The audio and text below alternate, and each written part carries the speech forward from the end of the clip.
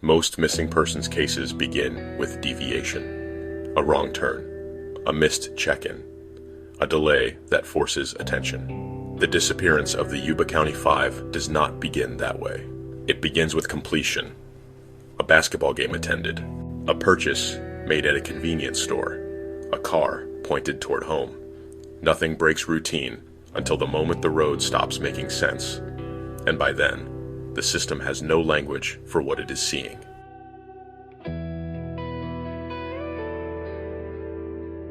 On February 24th, 1978, 5 men attended a basketball game at California State University, Chico.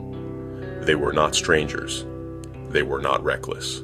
Jack Madruga, 30, owned the car. A Mercury Montego he maintained carefully.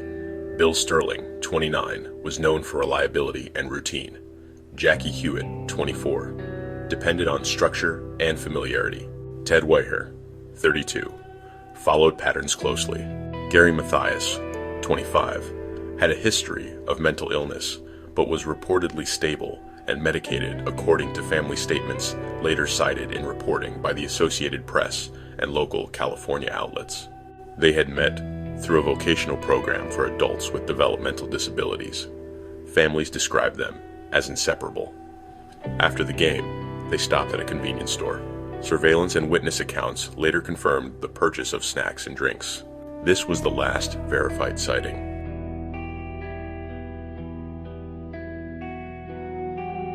Instead of driving south toward Yuba City, the Mercury Montego traveled east, upward, into the Sierra Nevada foothills, onto Oroville-Quincy Road. This route was unpaved, mountainous, and unfamiliar. According to Butte County Sheriff's Office, statements later cited by newspapers including the Sacramento Bee, none of the men were known to hike, camp, or navigate wilderness terrain. There was no weather emergency at lower elevations, no reason to divert. Yet sometime after midnight, the car continued climbing. This decision marks the final moment of shared agency. After this point, the case fractures.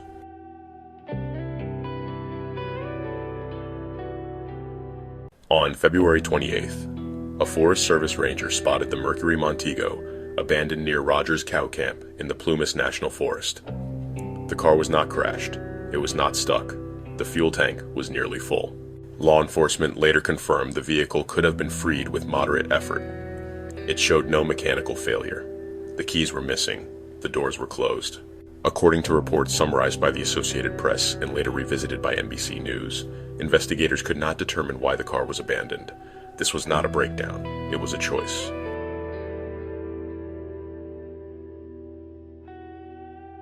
Snowfall intensified in the weeks following the discovery. Search efforts were limited by terrain and weather. Helicopters flew when possible. Ground teams were constrained by snow depth reaching several feet. Sheriff's departments from multiple counties coordinated efforts, but winter controlled the timeline. This delay matters, because what followed depended entirely on survival time.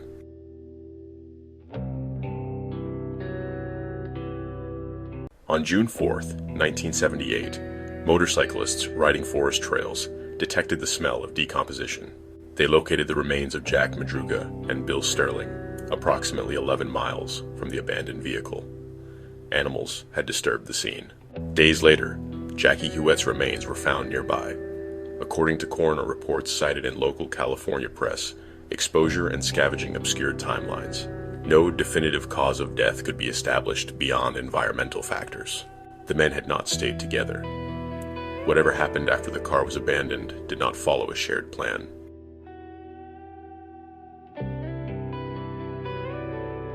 Approximately 19 miles from the vehicle, searchers discovered a United States Forest Service trailer.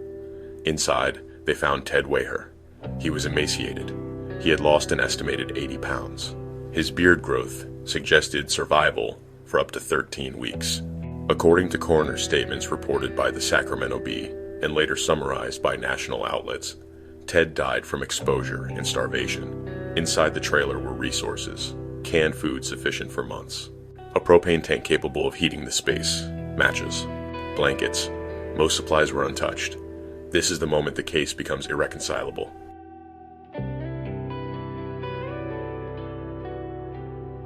Several cans had been opened, using a method consistent with military training. This detail was noted in early investigative summaries and later revisited in documentary reporting by NBC News. Gary Mathias had served briefly in the Army.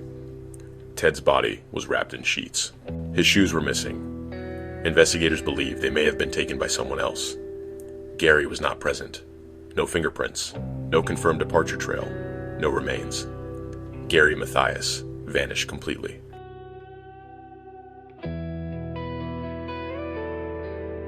One account complicates the timeline. Joseph Shans, a man traveling the same road that night, reported being stranded in snow. According to sheriff's interviews, cited in early press coverage, he claimed to see headlights and a group of figures moving through the darkness. He attempted to signal them. They did not respond. Shans later acknowledged he was suffering chest pain and may have been experiencing a heart attack at the time. His account remains unverified. It is the only reported sighting.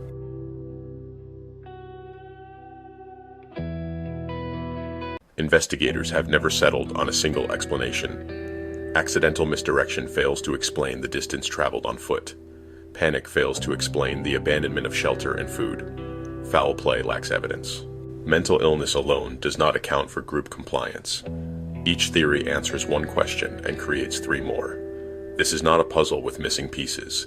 It is a structure that does not align.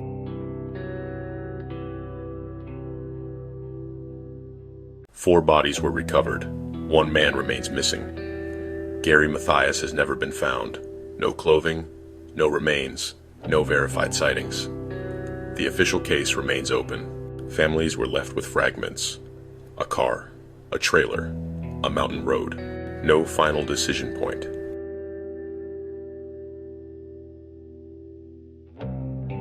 The Yuba County Five did not vanish together. They unraveled. Slowly, separately, without explanation.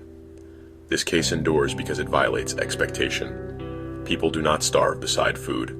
They do not freeze beside heat.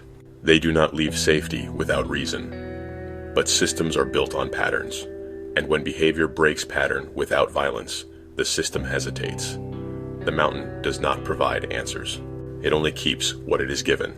This was a disturbing misalignment horror story, and the silence surrounding the Yuba County Five has never lifted. If you'd like to stay with Entity Shadows for more carefully documented stories told with restraint and respect, you're welcome to subscribe.